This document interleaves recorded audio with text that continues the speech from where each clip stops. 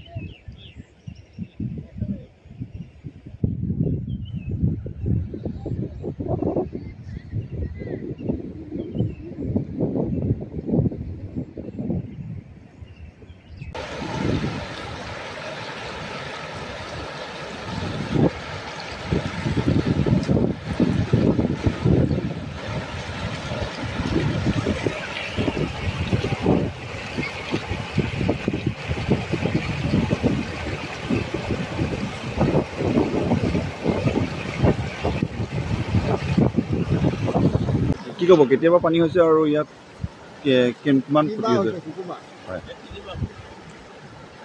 এই বছৰটোৰ ভিতৰতে 3বাৰ পানী হৈছে।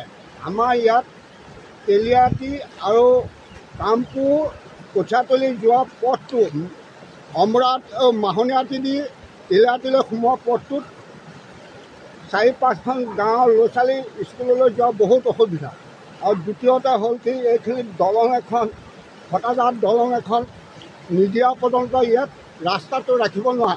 এতিয়ালৈকে দুবাৰ ভাল কৰিছে, কিন্তু ল'ৰা ছোৱালী যোৱা বহুত অসুবিধা। দ্বিতীয়তে কথাটো হৈছে কি কৃষিভূমি কিমানমান ক্ষতি হৈছে এইটো? কৃষিভূমিটো ইয়াত বহুত মাটি আছিল, বহুতেও মাটি ৰুইছে, কঠীয়াও পেলালে। ময়ে 5 বিঘা মাটি ৰুইছিলোঁ এইখিনিতে। গোটেইখিনি পানীৰ তলত দুবাৰকৈ কঠীয়া পেলালোঁ, 2বাৰ মৰি গ'ল। গতিকে চৰকাৰে অতি সোনকালে এইখিনিৰ ভিতৰত এখন দলং আৰু ফটাজাত এখন দলং দিব লাগে। এই 4-5খন গাঁৱৰ মানুহ বহুত অসুবিধা।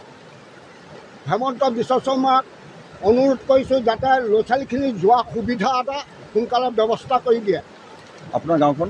আমাৰ গাঁওখন হৈছে তেলিয়াটি গাঁও, বেঙেনাআটি, তৰাণীআটি আৰু এয়া নৈপামৰ মানুহখিনি এইফালে অহা যোৱা কৰা শুকুৰবাৰৰ দিনাখন বজাৰলৈ যায় আৰু বজাৰলৈকো যায় আৰু বেপাৰ বাণিজ্য গৈ আছেগৈ বেপাৰীবিলাক।